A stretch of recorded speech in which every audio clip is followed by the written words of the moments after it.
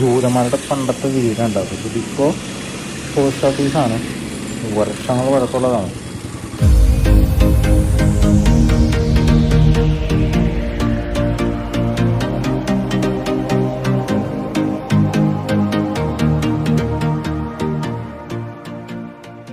Hi hello friends, welcome back to travelling chef. Travelling ഷെഫിൻ്റെ മറ്റൊരു വീഡിയോയിലേക്ക് എല്ലാവർക്കും സ്വാഗതം. അപ്പോൾ നമ്മൾ ഇന്നത്തെ വീഡിയോയിൽ ഒരു സ്പെഷ്യൽ കുറച്ച് സ്ഥലങ്ങളിൽ സൈക്കിൾ റൈഡ് ചെയ്ത് പോകാൻ കാണിക്കാൻ പോകട്ടോ. നമ്മുടെ സൈക്കിൾ ബാക്കിലുണ്ട്. അപ്പം നമ്മൾ പോകാൻ പോവാണ്. അതായത് യൂതന്മാരുടെ പള്ളി, യൂതന്മാരുടെ ശവക്കോട്ട, പിന്നെ അവർ താമസിക്കുന്ന വീട്, ഇതൊക്കെ മാളയിലുണ്ട്. അതൊക്കെ ഇന്ത്യയിൽ തന്നെ ഒരു ഓൾഡസ്റ്റ് സിനഗോഗ് ഉണ്ട് മാളയിൽ. അതൊക്കെ ഞാൻ അറിയുന്നത് കുറച്ച് കാലം മുമ്പൊക്കെ തന്നെയാണ് ഇവിടെ താമസിച്ചിട്ടും. അപ്പോൾ അതൊക്കെയാണ് നമ്മൾ ഇന്ന് കാണാൻ പോകുന്നത്. സംഭവം ഒരു നല്ലതായിരിക്കും. നിങ്ങൾക്ക് കാണാത്തവരൊക്കെ ഉണ്ടെങ്കിൽ ഇന്ത്യത്തെ ഓട്ടോസ് എന്ന് പറയുമ്പോൾ അത്രയും പഴക്കമുണ്ട്. അപ്പോൾ അതൊക്കെ കാണുമ്പോൾ നമുക്ക് പൊരിയായിരിക്കും. അപ്പോൾ എന്തായാലും നമുക്ക് അതിലേക്ക് വീഡിയോയിലേക്ക് നമ്മൾ ആ വഴിക്കോട് ഇങ്ങനെ മാളയ്ക്ക് പോയിക്കൊണ്ടിരിക്കുകയാണ്. സ്ഥലം ഒറ്റക്കൈയിലുണ്ട്, ക്യാമറ പിടിച്ചേക്കുന്നത്. അതായത് നമുക്ക് ട്രൈപോഡൊന്നുമില്ല, മൊബൈലിൽ തന്നെയാണ് ഷൂട്ട് ചെയ്യണത്. സ്ഥലം എത്താറായി, കുറച്ചും കൂടി ഉണ്ട്. മറ്റേ വഴിക്കൂടെ പോയി കഴിഞ്ഞാലുണ്ടല്ലോ കിടുക്കാച്ചി കയറ്റങ്ങളാണ്. അതുകൊണ്ടാണ് ഞാൻ ഈ വഴി എടുത്തത്. ഇത് നമ്മൾ ഒരു മാരേക്കാട് എന്ന് പറഞ്ഞൊരു സ്ഥലമാണ്.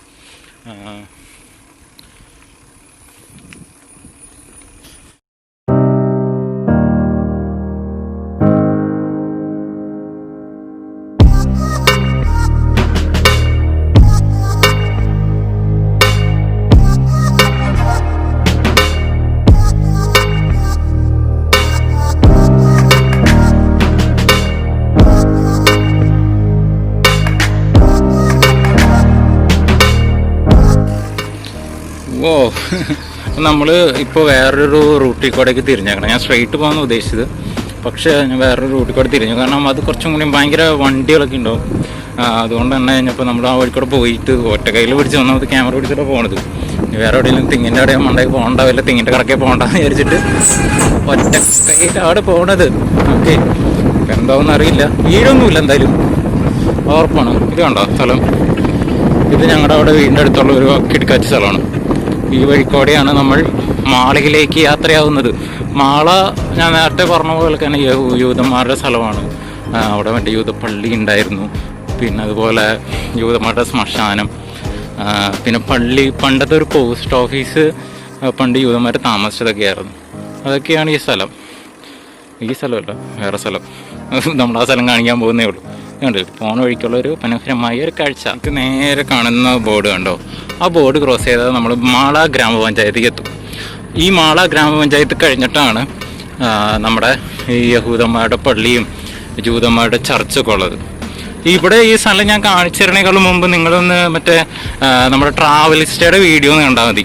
അതിൽ പുള്ളി മറ്റേ മാളാരവന്തിൻ്റെ വീടൊക്കെ കാണിക്കുന്നില്ലേ? ആ ഒരു റൂട്ടിൽ കൂടെയാണ് നമ്മളിപ്പോൾ പോയിക്കൊണ്ടിരിക്കുന്നത്. മാളാരവന്തിൻ്റെ വീടൊക്കെ കാണിക്കുന്ന ആ ഒരു വഴിക്കൂടെയാണ് നമ്മൾ പോയിക്കൊണ്ടിരിക്കുന്നത് കേട്ടോ. അപ്പോൾ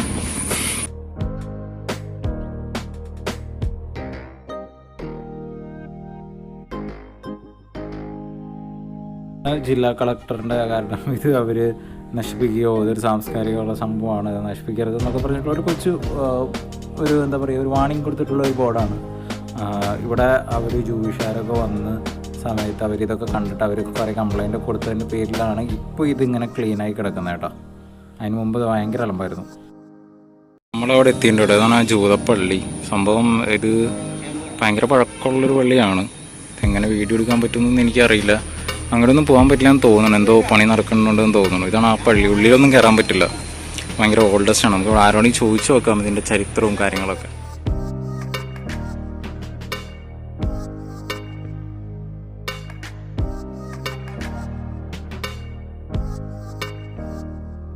ഞാൻ ഈ സ്ഥലത്തേക്ക് വന്നിട്ട് ഈ മാള എന്ന സ്ഥലങ്ങളിൽ താമസിക്കാൻ തുടങ്ങിയിട്ട് കുറേ വർഷമായി. അപ്പോഴൊക്കെ ഞാൻ ഈ സ്ഥലം കണ്ടിട്ടുണ്ടെങ്കിലും ഇതിൻ്റെ ചരിത്രങ്ങളിലേക്ക് ആഴങ്ങളിലേക്കൊന്നും നമ്മൾ ചിന്തിച്ച് നോക്കിയിട്ടില്ല, എന്ന് തിങ്ക് ചെയ്ത് നോക്കിയില്ല. പക്ഷേ ഇതിനെക്കുറിച്ച് കുറച്ചും കൂടി ഒന്ന് വായിച്ചൊക്കെ അറിഞ്ഞപ്പോൾ ഇത് ഭയങ്കര ഇന്ത്യയിൽ തന്നെ ഏറ്റവും പഴക്കം ചെന്ന ഒരു ജൂത സിനഗോഗാണെന്ന് മനസ്സിലായി. ഇതിൻ്റെ ഇപ്പോഴത്തെ അവസ്ഥയെക്കുറിച്ച് ഒന്ന് ചിന്തിച്ച് നോക്കി. ആൾക്കാർ കൈയടത്തിയിട്ടുണ്ട്, കുറേ ആൾക്കാരൊക്കെ തൊട്ടടുത്ത ആൾക്കാർ കട പണിയാനായിട്ടൊക്കെ കുറച്ചൊക്കെ കയറ്റിയൊക്കെ പണിത് സ്ഥലങ്ങളൊക്കെ കൈയെടുത്തിട്ടുണ്ട്. അപ്പം അതിൻ്റെ പേരിൽ കേസ് നടക്കുന്നുണ്ട്, കുറേ ഇഷ്യൂസ് ഉണ്ട് ഇപ്പോൾ ഇതിൻ്റെ പ്രസൻ്റിൽ ഇതിൻ്റെ പേരിൽ. എന്നാലും ഇതിപ്പോൾ ഒരു ചരിത്രമായി കാണാൻ വേണ്ടി ഇപ്പോൾ നടന്നുകൊണ്ടിരിക്കുന്നു. ഞാൻ ആ കാണുന്ന അവിടെ ഒരു കോളേജുണ്ട്, അവിടെ ഞാൻ പഠിച്ചിട്ടുണ്ടായിരുന്നു. ആ സമയത്ത് ഇവിടെയൊക്കെ പോകുമ്പോൾ ഇതിൻ്റെ ഒരു അവസ്ഥ എന്ന് പറഞ്ഞു കഴിഞ്ഞാൽ പുല്ലും മണ്ണൊക്കെ പിടിച്ച് കിടക്കായിരുന്നു. ഇപ്പോഴാണ് ഒന്ന് തെളിഞ്ഞു കണ്ടത്. സ്കൂളിലൊക്കെ പഠിച്ചത് അവിടെയാണല്ലോ, മാളയിലാണല്ലോ. അപ്പൊ അമ്മച്ചി ഇപ്പൊ പഠിച്ചിട്ട് തന്നെ 40 വർഷത്തിലുണ്ടായിണ്ടാവും സ്കൂളിൽ പഠിച്ച് കഴിഞ്ഞിട്ട്. അപ്പൊ ആ സമയത്ത് ഈ ജൂതപ്പള്ളിക്ക് എങ്ങനെയായിരുന്നു?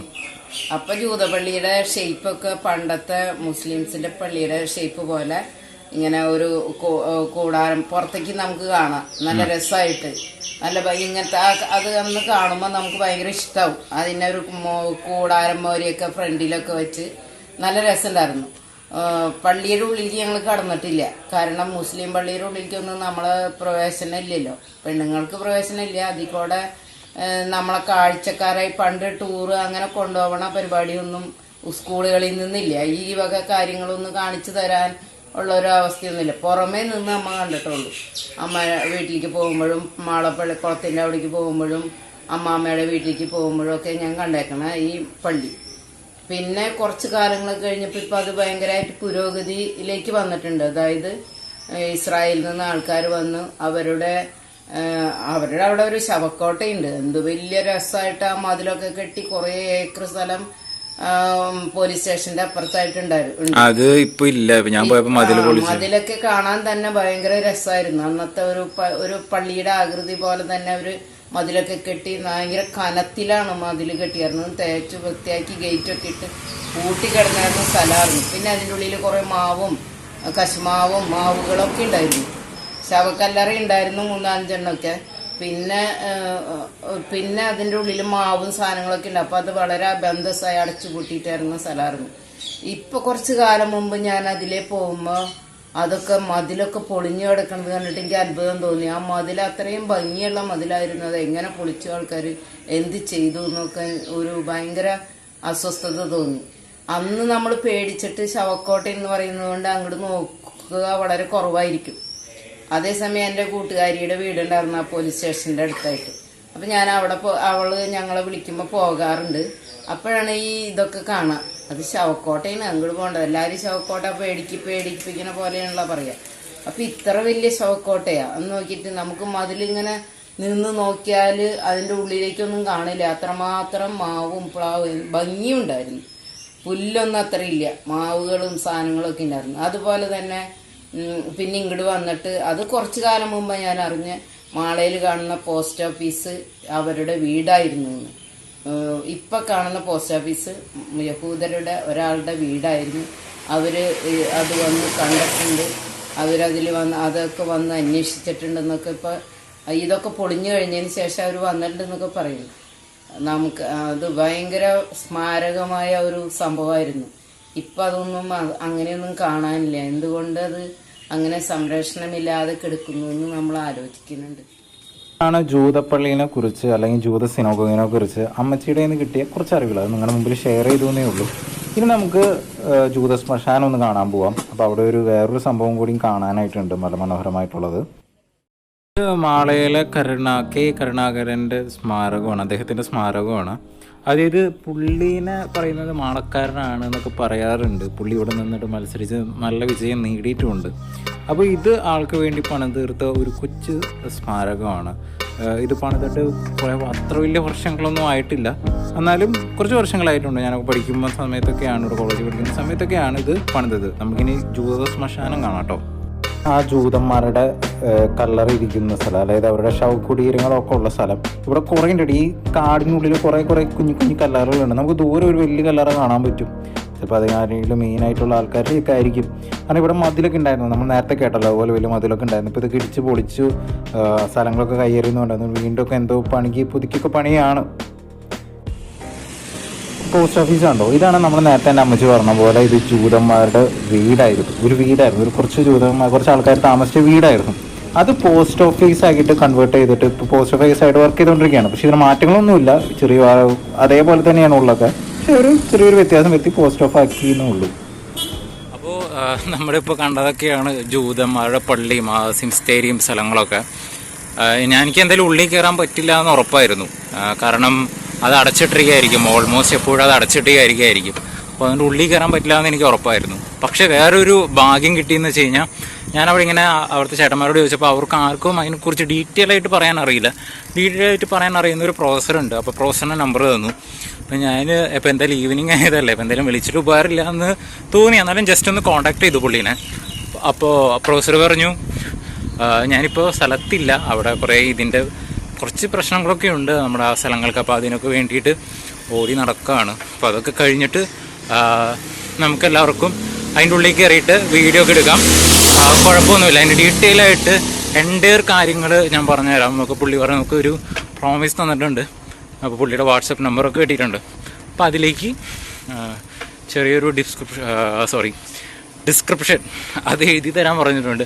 ചാനലിനെ കുറിച്ചും കുഞ്ഞു ചാനൽ. ഇപ്പോൾ ഞാൻ പറഞ്ഞു ചെറിയ ചാനലാണ് എന്നൊക്കെ പറഞ്ഞ പുള്ളി പറഞ്ഞു ചെറുതായാലും വലുതായാലും അറിവല്ലേ, പകർന്നു കൊടുക്കേണ്ടതല്ലേ എന്നാണ് പുള്ളി പറയുന്നത്.